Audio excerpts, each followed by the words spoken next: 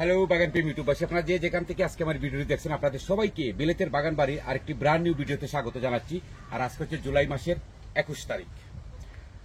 আজকে আপনাদের সাথে নিয়ে কিছু সবজি হারভেস্ট করব এবং পাশাপাশি এই যে লাউগুলো দেখতেছেন এগুলো হারভেস্ট করব। তো এখান থেকে মূলত দুটি লাউ হারভেস্ট করব। আর এই যে লাউটি, এই লাউটি থাকবে, আমি এই লাউ থেকে বীজ সংগ্রহ করব। আর এই লাউটি আমি হারভেস্ট করব না, এটি চিনি লাউ। পাশাপাশি এই লাউটিও থাকবে, এটিও হারভেস্ট করব না, চমৎকার একটা ভ্যারাইটি, এবং এটি আমি বীজ সংগ্রহ করব। তারপরে এখানে যে দুটি লাউ দেখতেছেন এই দুটি লাউ আজকে হারভেস্ট করব। তো এখন আসলে কোনো কিছু রোপণ করার সময় নেই, আমি যা কিছু করেছি সব শেষ রোপণ করা, এখন শুধু হারভেস্টই করা। আর আমি তো প্রায় 2 থেকে 3 মাস ধরেই হারভেস্ট করে আসছি, আজকেও হারভেস্ট করব। তো এই লাউ হারভেস্ট করব শুধু এখান থেকে না, শুধু মাছা থেকেই যে লাউ হারভেস্ট করব তা না, আমি লাউ হারভেস্ট করব যে বাগানের যে মাটিতে লাউ রোপণ করেছি সেখান থেকে লাউ হারভেস্ট করব, পাশাপাশি কিছু সিম হারভেস্ট করব। সব মিলে আশা করি আজকের ভিডিওটি আপনাদের ভালো লাগবে এবং শেষ পর্যন্ত আপনারা আমার সাথে থাকবেন। তো কথা না বাড়িয়ে চলুন আমি এখন হারভেস্ট শুরু করি।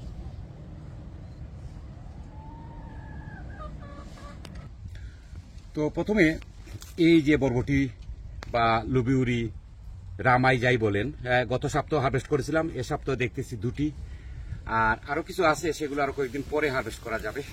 বিসমিল্লাহির রহমানির রহিম।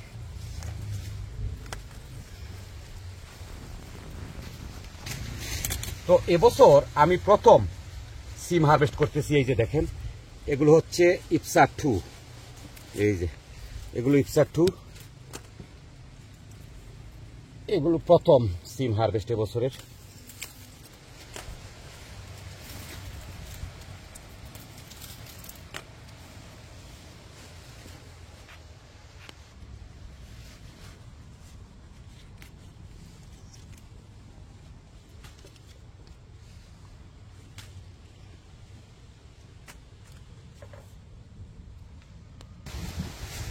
তো এখন এই যে আমার ক্ষেতে যে লাউ চাষ এবছরের, এখান থেকে আমি বেশ কিছু লাউ হারভেস্ট করেছি, আজকেও হারভেস্ট করব। আর এই জায়গায় আমি প্রতি বছরই লাউ রোপণ করি, অনেকটা বাংলাদেশের মতো দেখতে ভালো লাগে।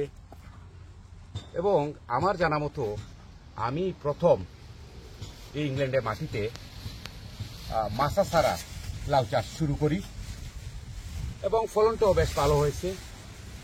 আমি, যারা নিয়মিত আমার ভিডিও দেখেন আপনারা জানেন যে আমি বেশ কয়েক বছর ধরেই মাটিতে লাউ চাষ করি। আসলে শখের বাগানে এগুলি হচ্ছে সুন্দর। এই দেখুন, অসম্ভব সুন্দর এই লাউটা। এই যে কোনো পোকা টোকা কোনো কিছুর, এই দেখুন কোনো কিছু কিন্তু আক্রমণ করেনি। বিসমিল্লাহির রহমানির রহিম। এই যে দেখেন, অসম্ভব সুস্বাদু একটা লাউ, চিনি লাউ। আর ওই পাশে আছে আরো দুটা হারভেস্ট করব। এই যে এখানে, এই দেখেন আরো দুটা।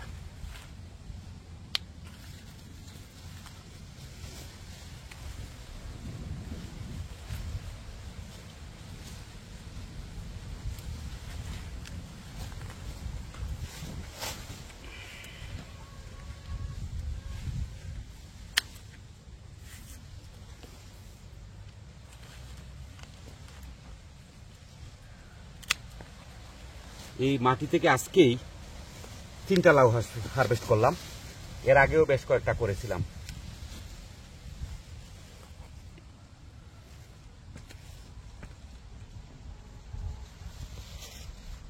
তো এখন এই লাউগুলো তো আমি ক্ষেত থেকে হারভেস্ট করলাম, এখন ওই যে মাছের মধ্যে যে লাউগুলো, এখান থেকে 2টি লাউ হারভেস্ট করবো। এই যে দেখুন, এটি অসম্ভব সুন্দর লাউ, অনেক লম্বা লাউ। বিসমিল্লাহির রহমানির রহিম। এই যে দেখুন, এটা রাখলাম এখানে। তারপরে এই যে পাশে আরেকটা আছে, এটিও হারভেস্ট করব। এই যে দেখুন,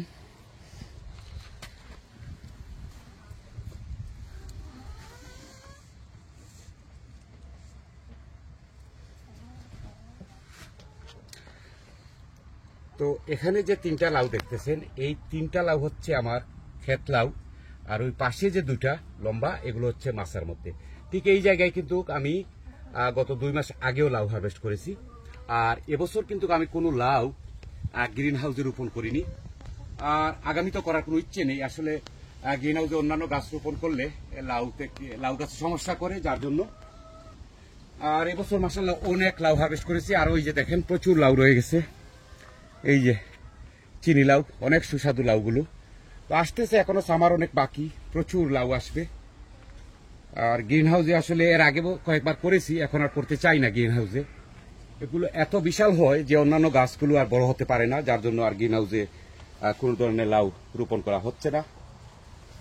আর এই লাউগুলো হারভেস্ট করলাম, আত্মীয় স্বজনদের মধ্যে এগুলো শেয়ার করে নেব, তাদেরকে দেব। আর পাশাপাশি এখানে দেখেন এই যে লাউটি, এটি থাকবে এবং এই লাউটিও থাকবে। এই 2টি লাউ মূলত আমি বীজ সংগ্রহের জন্য। আর এই লাউটি যেহেতু আমি প্রথম এবছর রোপণ করেছি, এই লাউটি এটি এই চিনি লাউ, তো চাইতেছি যে এটার বীজ সংগ্রহ করার জন্য। আর এটা বীজ সংগ্রহ করব আগামী বছরের জন্য, এটা থেকেও বীজ সংগ্রহ করব। আর এখন কিছু দেশি ক্ষীরা হারভেস্ট করব, যেগুলো আমি দেশের মতো মাটিতে রোপণ করেছি। চলুন।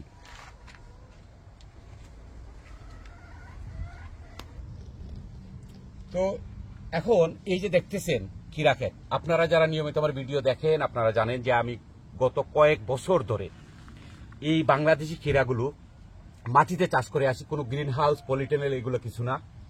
এবং আমার জানা মতো আমি প্রথম একদম বাংলাদেশের মতো এই ইংল্যান্ডের মাটিতে ক্ষীরা গাছ রোপণ করে থাকি এবং প্রচুর ক্ষীরা হারভেস্ট করি। আর এই ক্ষীরাগুলো অসম্ভব সুস্বাদু। এই যে দেখেন, এগুলো কিন্তু বীজের জন্য আমি রাখছি, এগুলো থেকে বীজ সংগ্রহ করা যাবে। এই যে, আর এখনো কিন্তু প্রচুর ক্ষীরা আসতেছে আজকে। এই যে দেখেন,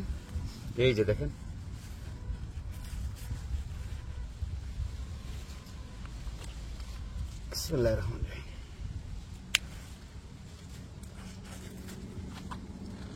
তারপরে এখানে আছে আরেকটা, এই যে। তারপরে এমনিতেই এই দেখেন ছোট ছোট অনেক ক্ষীরা আসতেছে। এই যে দেখুন, এগুলো কিন্তু একেবারেই ছোট এখন। এই যে এখানে প্রচুর আছে। আর ক্ষীরা খেতে একটা জিনিস ভালো লাগে, যে ক্ষীরা খুঁজতে হয়, কোথায় আছে ক্ষীরা এভাবে খুঁজতে হয়। এটি আসলে ভালো লাগারই একটা বিষয়, শখের বাগানে এটি তো ভালো লাগে। আর এই যে দেখেন এখানে আরেকটা, এই যে